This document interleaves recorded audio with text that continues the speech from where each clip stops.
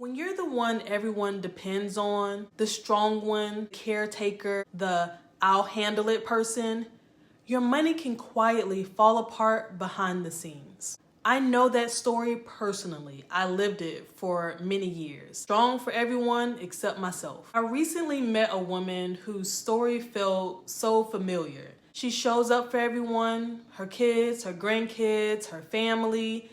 She's also grieving, she's tired, and she's just holding a lot. Nobody would know it by just looking at her. Financially, she's been in a cycle that so many women find themselves in. Bills barely paid, debt is piling up but don't know how much, savings account is non-existent, and this cycle it just keeps repeating month after month.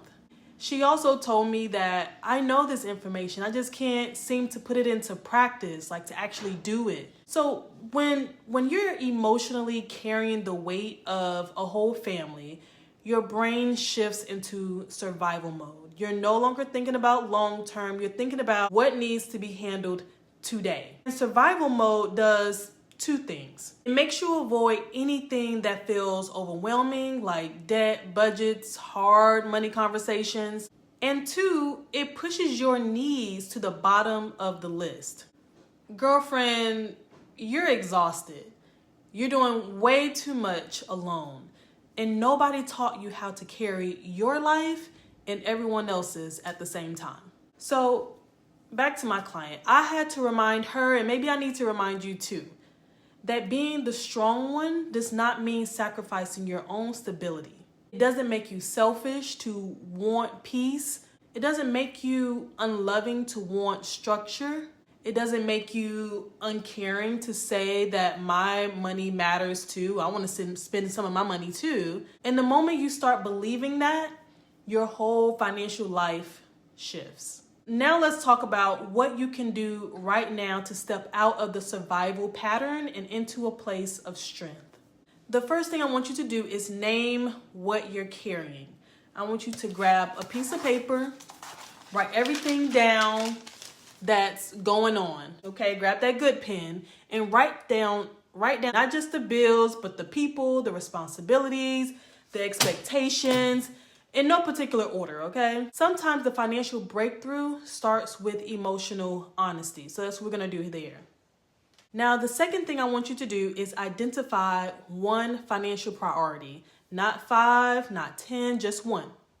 Is it finally looking at your debt to find out what's there? Is it building a real emergency fund? Implementing financial boundaries? Tracking where your money is actually going? Right? That keeps you from going over budget. Pick the one that gives you the biggest sense of relief. Now, the third thing I want you to do is create a 30-day micro plan. Micro plans work for people who are overwhelmed. You're not trying to change your whole life here at one time. You're just taking small steps for the next 30 days. An example would be saving $10 a week, right? No new credit card usage. Don't swipe it. Track your spending for 10 minutes every evening when you just laying in bed. Even pay one fixed amount toward your smallest debt. These small steps will build confidence, right? And that confidence will build momentum. That momentum will build the freedom that you're looking for. Now, the fourth thing is to release one obligation that's not yours. You can check out your list. This is where so many strong women gain their power back. By choosing one thing you've been carrying that you don't actually need to carry anymore. Is it an adult child's crisis, a bill that isn't yours, an expectation that you cannot afford? You deserve to create space for your own stability. You deserve that. The fifth thing and the final thing that I want you to do is find support, even if it's just one person. No more suffering in silence. Find that person that you can trust, that may be even on the same journey as you. Share this video with them and say, hey, let's do this, okay? Let's do this not in 2026, but right now. You deserve financial guidance that understands the emotional side too. This is where women start to feel lighter, clearer, and more in control. okay? Get your control and your power back. If you're the person everyone depends on, but your own money is struggling, please hear me out. You're important too.